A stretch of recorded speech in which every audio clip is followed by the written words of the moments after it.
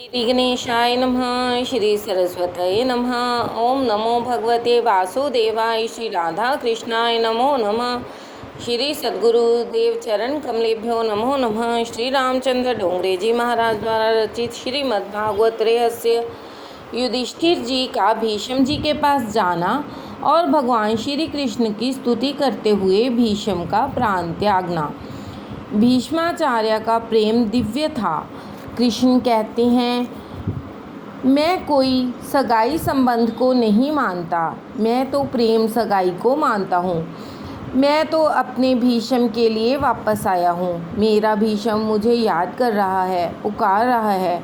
भीष्म पितामह इस समय वानशैया पर सोए हुए हैं। उनका मरण सुधारने के लिए भगवान वापस आए हैं। महात्माओं की मृत्यु मंगलमय होती है। संतों का जन्म अपनी तरह सामान्य ही होता है। अतः संतों की जन्मतिथि पर उत्सव नहीं मनाया जाता, किंतु संतों की मृत्यु मंगलमय होती है, पुण्यमय होती है। अतः उनकी पुण्य तिथि मनाई जाती है। भीष्म पितामह की मृत्यु किस प्रकार होगी, उसे देखने के लिए बड़े बड़े संत और ऋषि मुनि वहाँ पधारे हैं। प्रभु ने धर्मराज को उपदेश दिया, उन्हें सांत्वना नहीं मिल रही।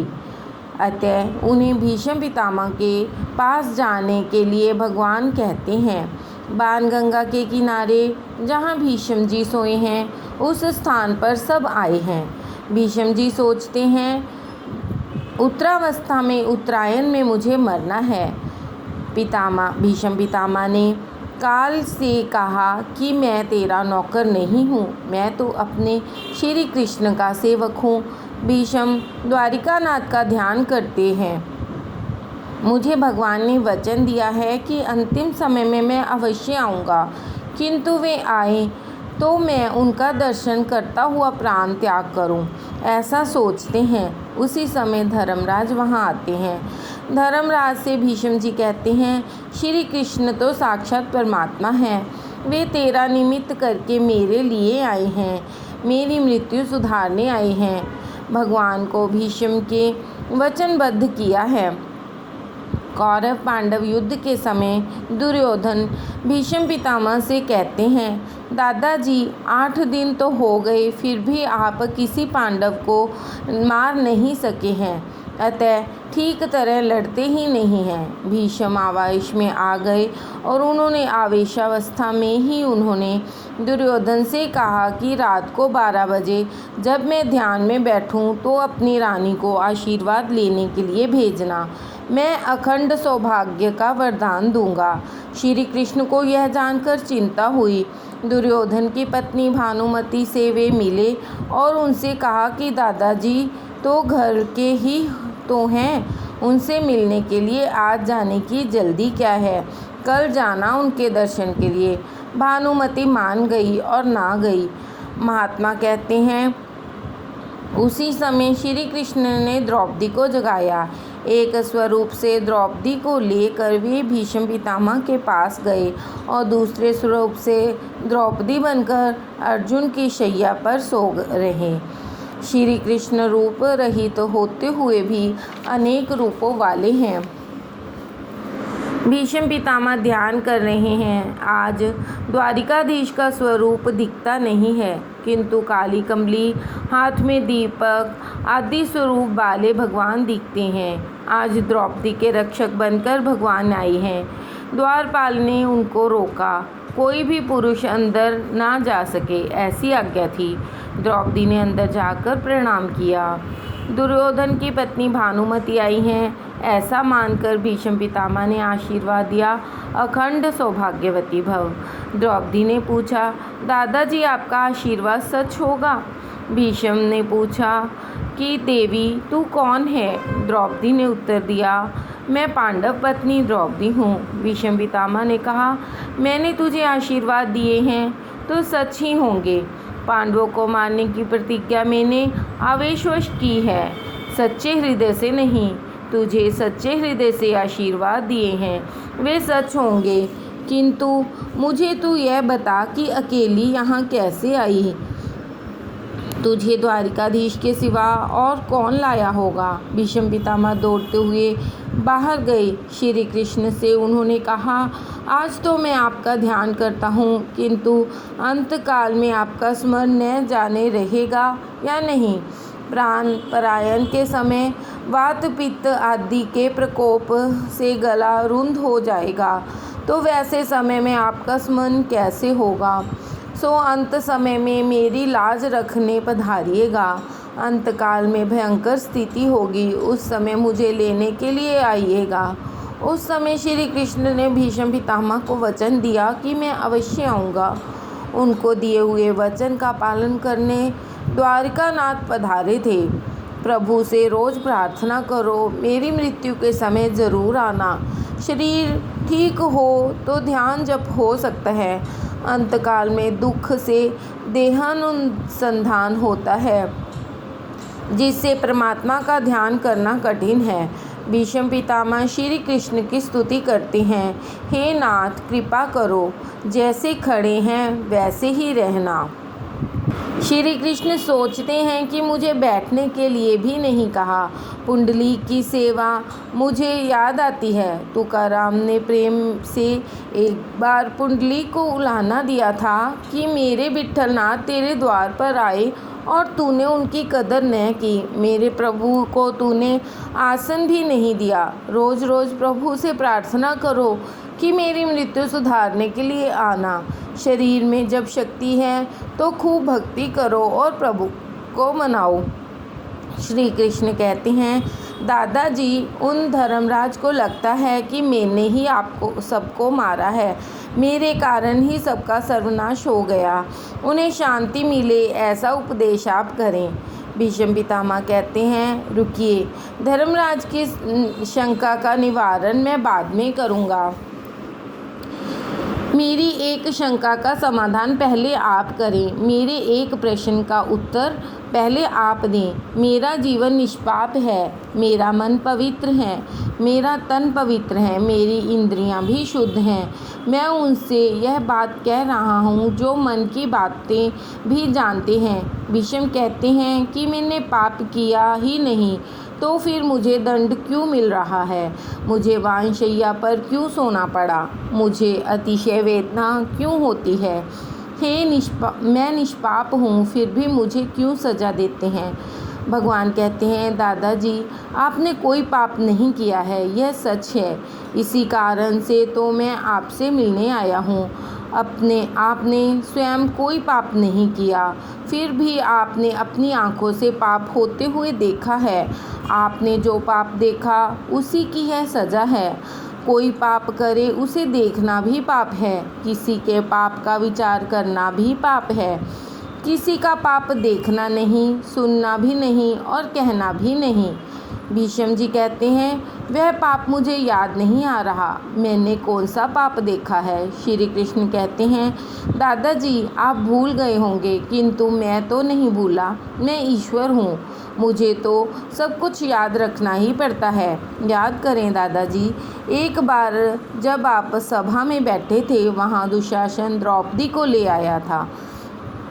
आप उस समय वहीं थे। द्रौपदी ने कहा था कि द्यूत में सब कुछ हारा हुआ पति अपनी पत्नी को दांव पर लगा नहीं सकता। दुर्योधन ने कहा था कि अब द्रौपदी दासी बनी है, उसे निर्वस्त्र करो। उस समय द्रौपदी ने आपसे कहा था कि हारे हुए पति को अपनी स्त्री दांव पर लगाने का अधिकार नहीं है। दादाजी, आप न्याय करें कि मैं जीता हूँ या अजीता। उस समय आपने कहा था कि दुर्योधन का अन्न ग्रहण करने से मेरी बुद्धि कुंठित हो गई है और आप चुप रह गए। ऐसा घोर पाप सभा में हो रहा हो और आप उसे देखते रहें, यह आप जैसे ज्ञानी को शोभा नहीं देता। द्रौपदी का अपमान आप सभागृह में देखते रहे। द्रौपदी को तो आशा थी कि आप जैसे ज्ञानी सभा में हैं तो वे न्याय करेंगे ही। आपने उस समय द्विविधावश होकर अन्याय को रोका नहीं। अतः निराश होकर द्रौपदी ने पुकारा, हे कृष्ण द्वारिकावासिन क्वासी यादव नंदन कौरवे परिभूतां माम किम न जानासी केशव। द्रौपदी की पुकार सुनकर मैं वहां गुप्त रूप से आया था। मैंने सब कुछ देखा। दुशासन द्रौपदी की साड़ी खींच रहा था और आप केवल देखते हुए बैठे थे। सभा में हो रहे अन्याय को आपने चुपचाप होने दिया। इसी पाप का आपको यह दंड मिल रहा है। भीष्म पितामह ने नमन किया। उन्होंने फिर धर्मराज को उपदेश दिया। स्त्री धर्म, आपद धर्म, राज धर्म, मोक्ष धर्म आदि समस्याओं का महाभारत में शांति पर्व में बोध है। और फिर पर धर्म बताया। युधिष्ठिर ने पूछा कि सभी धर्मों में से कौन सा धर्म आप श्रेष्ठ मानते हैं और किसके जप करने से जीव जन्म मरण रूपी सांसारिक बंधन से मुक्त होता है। भीष्म पितामह ने कहा कि स्थावर जंगम रूप संसार के स्वामी ब्रह्मादि देवों के देव, देश काल और वस्तु से अपरिच्छिन्न, क्षर अक्षर से श्रेष्ठ पुरुषोत्तम के सहस्त्र नामों का निरंतर तत्परता से गुण संकीर्तन करने से मनुष्य सभी दुखों से मुक्त होता है। विष्णु सहस्त्र नाम का पाठ करना ही पराधर्म है। शिव महिमन और विष्णु सहस्त्र नाम का रोज पाठ करो। शिव की स्तुति करने से ज्ञान मिलता है। ज्ञान से भक्ति दृढ़ होती है। विष्णु भगवान की स्तुति करने से पाप जल जाता है। विष्णु सहस्त्र नाम के पाठ से ललाट पर लिखे हुए विधाता के लेख भी बदल जाते हैं। जन्म मरण के बंधन से जीव को वह मुक्त करता है। भगवान शंकराचार्य को विष्णु सहस्त्र नाम का पठन बहुत प्रिय था। उन्होंने सबसे पहले विष्णु सहस्त्र नाम पर ही भाष्य लिखा है। उनका अंतिम ग्रंथ है ब्रह्म सूत्र का भाष्य, शांकर भाष्य, और फिर उन्होंने कलम छोड़ दी। विष्णु सहस्त्र नाम का पाठ रोज 2 बार करो। 12 वर्ष तक ऐसा करने से अवश्य फल मिलेगा। 1 बार रात को सोने से पहले पाठ करो। इसमें दिव्य शक्ति है। ललाट पर लिखे गए लेखों को मिटाने और बदलने की शक्ति इसमें है। गरीब आदमी विष्णु याग कैसे कर सकता है, परंतु वह विष्णु सहस्त्र नाम का 15,000 पाठ करे तो उसे विष्णु याग का पुण्य मिलता है। भोजन की भांति भजन का भी नियम होना चाहिए। 12 वर्ष तक नियम पूर्वक सत्कर्म करो, फिर अनुभव होगा। चाहे कोई भी काम हो, भगवान का भजन नियमित करो। जिस परमात्मा की कृपा से सुख मिला, पुत्र मिला, उस ठाकुर की सेवा स्मरण जीव न करे, इससे बड़ा पाप और कौन सा होगा। फिर भीष्म पितामह ने भगवान की स्तुति की और बोले, हे नाथ, आपका दर्शन मैं खाली हाथों कैसे करूं? मैं आपको क्या अर्पण करूं? भगवान जीव से धन संपत्ति नहीं मांगते, वे तो मन बुद्धि ही मांगते हैं। भीष्म पितामह ने कहा कि मैं अपना मन और बुद्धि आपके चरणों में रखता हूँ। यह जीव बड़ा कपटी है और क्या कहूँ। कोई संकट आ जाए तो रण छोड़ राय जी का दर्शन करने जाता है। वहाँ 11 रुपये भेंट करता है और कहता है, हे नाथ, मैंने अदालत में अपने भाई पर दावा दायर किया है, मेरा ध्यान रखना। ध्यान रखने से उसका मतलब कि अदालत में साथ जाना। वह वकील को 307 रुपये देकर ठाकुर जी को 11 रुपये में ही समझा देना चाहता है। भगवान कहते हैं कि मैं तो सब कुछ देखता, जानता और समझता हूँ। मैं तो तुम्हारे दादा का भी दादा हूँ। लक्ष्मी जी जब भगवान से पूछती हैं कि आप भक्तों को दर्शन क्यों नहीं देते हैं, तब भगवान कहते हैं कि यह दाता बदले में क्या लेना चाहता है वह भी तो देखो। भगवान को तुम अपना मन और अपनी बुद्धि और अपना हृदय समर्पित करो। भीष्म पितामह स्तुति करते हैं और भगवान केवल एक बार मुझसे कहो कि मैं तुम्हारा हूँ। भक्ति ही मृत्यु को सुधारती है, सार्थक करती है। ज्ञान पर भरोसा मत रखो। आत्मा शरीर से अलग है, यह तो सब जानते हैं, परंतु इसका अनुभव सबको नहीं होता। दुख होता है तब जब मन में देहाध्यास होता है, देहावासन के समय 20 करोड़ बिच्छुओं के डंक की सी वेदना होती है। भक्ति मृत्यु को सुधारती है, कई बार ज्ञान मृत्यु को बिगाड़ता है। भीष्म पितामह ज्ञान पर भरोसा नहीं रखते थे, वे भगवान की शरण में गए। वे भगवान से कहते हैं कि मैं आपकी शरण में आया हूँ। वे ऐसा नहीं कहते कि वे ब्रह्म रूप हैं, वे तो कहते हैं कि मैं आपका हूँ, मैं आपकी शरण में आया हूँ। भगवान उन्हें कुछ उलाहना देते हैं। वे कहते हैं कि मैं आपको अपना कैसे मानूं? आपने तो अर्जुन पर भी बाण चलाए हैं, आपने अपने भक्त पर चलाए गए बाणों को मैं कैसे भूलूं? भीष्म जी कहते हैं कि यह सारा जग जानता है कि पांडव पर मेरा कितना प्रेम है, और आप भी तो यह जानते ही हैं। युद्ध में मेरा शरीर कौरवों के पक्ष में था, किंतु मन तो पांडवों के पक्ष में ही था। पांडवों पर मैं बाण तो चलाता था, पर मन में यही चाह रहा था कि विजय पांडवों को ही मिले।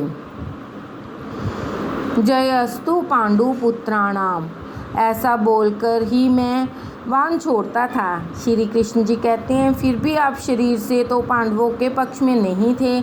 आपने कौरवों के पक्ष में रहकर मेरे पांडवों के साथ युद्ध किया। आप जब मन से पांडवों के साथ थे तो फिर तन से भी पांडवों का साथ क्यों न दे रहे थे? भीष्म पितामह ने कहते हैं कि हे प्रभु, मैं उस समय आपके दर्शन करना चाहता था। आप अर्जुन के रथ पर थे। मैंने सोचा कि यदि मैं पांडवों के पक्ष में रहूँगा तो सामने से आपके दर्शन कैसे कर सकूँगा। आपका सतत दर्शन करते रहने के लिए ही मैं पांडवों के विरुद्ध कौरवों के पक्ष में जा मिला। पांडवों के पक्ष में लड़ता तो आपके दर्शन अच्छी तरह से नहीं कर पाता। भीष्म जी स्तुति करते हैं, जिसका शरीर त्रिभुवन सुंदर और नील तमाल जैसा है, नील वर्ण है, जिसके तन पर सूर्य किरण सा श्रेष्ठ पीतांबर शोभित है और मुख पर कमल के समान उलझी हुई लटें बिखरी हुई हैं, ऐसे अर्जुन के सखा श्री कृष्ण में मेरा निष्पाप प्रीति होवे। पार्थ सखे रतिर्मस्तु, ऐसे स्वरूपवान पार्थ सारथी को रोज अपने सन्मुख रखो। इंद्रियों के घोड़ों को भगवान को सौंप दो। शरीर रथ है, इंद्रियां घोड़े हैं। अपनी निष्काम बुद्धि और मन आपको अर्पित करता हूँ। मन तो केवल भगवान को ही देने की वस्तु है। फिर भी जगत में कोई स्त्री को मन देता है, कोई पुरुष को। भगवान तो कहते हैं कि तुम अपना धन आदि किंतु मन ही मुझे दो।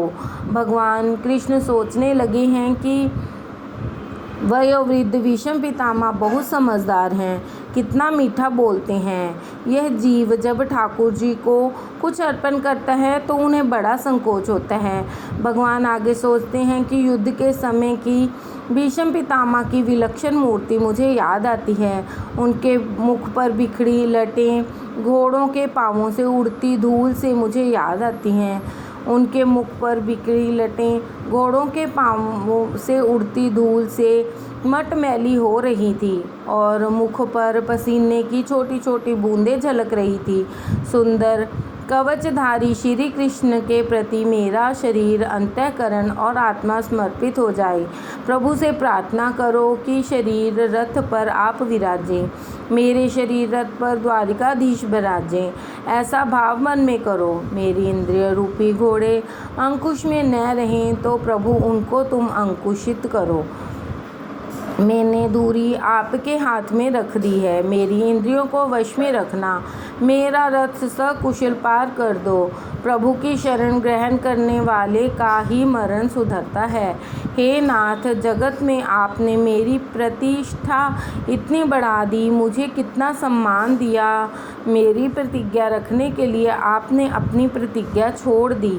श्री कृष्ण ने महाभारत के युद्ध में कोई भी अस्त्र शस्त्र न धारण करने की प्रतिज्ञा की थी।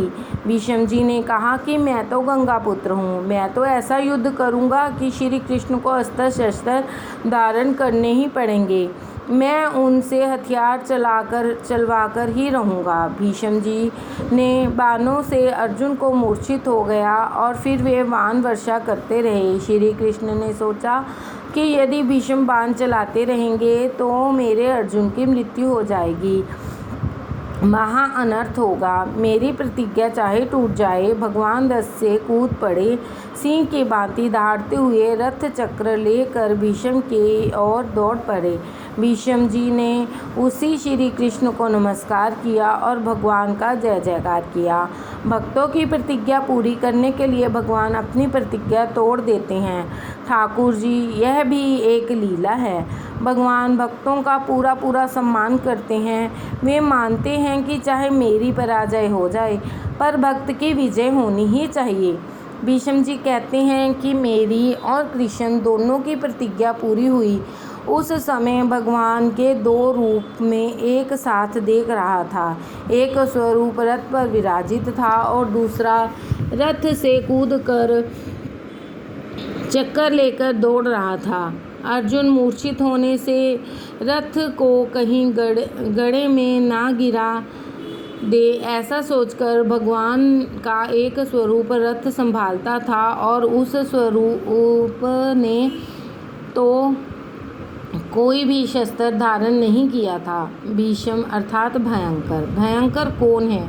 मन ही भयंकर है। अतः भीष्म का अर्थ है मन। अर्जुन जीवात्मा है। मन आवेश युक्त होने पर संकल्प विकल्प बहुत करता है। मन ही संकल्प विकल्प के बाणों की बौछार करता है। अतः जीव रूपी अर्जुन घायल होता है और मूर्छित हो जाता है। ईश्वर जब मन को मारने लगते हैं तभी वह अंकुशित होता है। भगवान मन को सुदर्शन चक्र से मारने जाते हैं तब कहीं मन शांत होता है। जीव आत्मा जब परमात्मा की शरण में जाता है तो मन को वे शांत करते हैं। मन संकल्प विकल्प करना छोड़ दे तो यह मन आत्म रूप में तदाकार हो जाता है। तभी जीवन को भी शांति मिलती है। जो स्तुति भीष्म जी ने की थी वह अनुपम है। वह स्तुति कंठस्थ करने के योग्य है। इसे भीष्म स्तवराज स्तोत्र भी कहते हैं। इसके बाद भीष्म जी ने उत्तरायण में देह को छोड़ दिया। भीष्माचार्य भगवत स्वरूप में तदाकार हो गए। वे कृतार्थ हो गए। उत्तरायण में मृत्यु का अर्थ है ज्ञान की और भक्ति की उत्तरावस्था में परिपक्व दशा में मृत्यु। कोई पापी लोग भी ऐसा उत्तरायण काल में मरते हैं फिर भी उनको सद्गति नहीं मिलती, तो कोई योगी जन दक्षिणायन में मरते हैं तो फिर उनकी भी दुर्गति नहीं होती। दक्षिण दिशा में यमपुरी है, नरकलोक है। नरकलोक का अर्थ है अंधकार। उन्हें परमात्मा के स्वरूप का ज्ञान नहीं है। जिन्होंने परमात्मा का अनुभव नहीं किया है और वैसे ही मर जाते हैं उनकी मृत्यु दक्षिणायन कहलाती है। संतों का जन्म हमारी ही भांति साधारण होता है परंतु उनकी मृत्यु मंगलमय होती है। भीष्म महाज्ञानी थे फिर भी प्रभु प्रेम में तन्मय होकर मरे थे। यह बात हमें बताती है कि भक्ति श्रेष्ठ है। साधन भक्ति करते करते ही साध्य भक्ति सिद्ध होती है। जिनकी मृत्यु के समय देवगण बाजे बजाते हैं उनकी मृत्यु भी कृतार्थ जानो। भीष्म जी के प्रयाण के समय देवों ने ऐसा ही किया था। ऐसे काम जग में करो कि जब तुम आए जग में तो वह हंसा तुम रोए। ऐसी करनी कर चलो तुम हंसो जग रोए। मानव जीवन का अंतिम परीक्षा उसकी मृत्यु हुई है। जिसका जीवन सुंदर होगा उसकी मृत्यु मंगलमय होगी। जिसका मरण बिगड़ा उसका जीवन भी व्यर्थ रहा। मरण तब सुधरता है जब मानव प्रत्येक क्षण को सुधारता चलता है। जिसको समय के मूल्य का भान होता है उसे विगत संपत्ति फिर प्राप्त हो सकती है किंतु विगत समय फिर कभी नहीं मिलता। प्रत्येक क्षण का सदुपयोग करेगा उसी की मृत्यु मांगलिक होगी। कण कण का सदुपयोग करो और क्षण क्षण का भी। एक भी कण का और एक भी क्षण का दुरुपयोग ना करो। कण का जो दुरुपयोग करता है वह दरिद्र बनता है और क्षण को व्यर्थ खर्च करने वाला जीवन बिगाड़ता है। प्रतिदिन संयम को बढ़ाओ। प्रतिपल जो ईश्वर का स्मरण करता है उसकी मृत्यु भी सुधरती है। भीष्म जी आजीवन संयमी रहे। संयम बढ़ाकर प्रभु के सतत स्मरण की आदत होने से ही मरण सुधरेगा। जीवन का अंतकाल बड़ा कठिन है। उस समय प्रभु का स्मरण करना आसान नहीं है। जन्म जन्म मुनि जतन कराही, अंत राम कही आवत नाही। समस्त जीवन जिनकी लगन में बीता होगा वही अंतकाल में उसे याद आएगा। ईश्वर जब तक कृपा नहीं करते तब तक मनुष्य स्वयं कोई प्रयत्न न करे। सारा जीवन भगवान के स्मरण में बीते और कदाचित वह व्यक्ति अंतकाल में भगवान को भूल जाए तो भी भगवान उसे याद करेंगे। सत्कर्म कभी व्यर्थ नहीं होता। भक्त मुझे भूले तो भी मैं उसको नहीं भुलाता, ऐसा भगवान ने कहा है। भीष्म पितामह की मृत्यु को उजागर करने के लिए द्वारिकाधीश पधारे थे। भीष्म पितामह ने महाज्ञान का विश्वास न किया और उन्होंने प्रभु की शरण ली। भीष्म पितामह की मृत्यु से युधिष्ठिर को दुख तो हुआ किंतु उनकी सद्गति से उसको आनंद भी हुआ।